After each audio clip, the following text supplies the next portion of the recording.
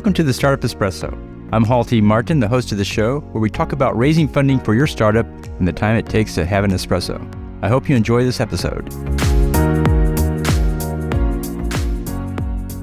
Hello, this is Hall T. Martin with the Startup Funding Espresso, your daily shot of startup funding and investing. There are several types of secondary transactions as follows.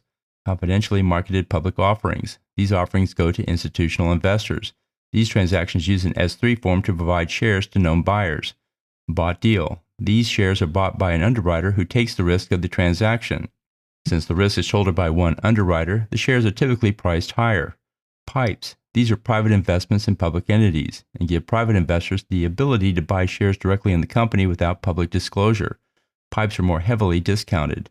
And block trades. These are transactions used by smaller sellers to sell their shares directly to another buyer without having to go through an underwriter. These transactions provide alternative ways of completing a secondary sale. Thank you for joining us for the Startup Funding Espresso, where we help startups and investors connect for funding. Let's go start listening to today.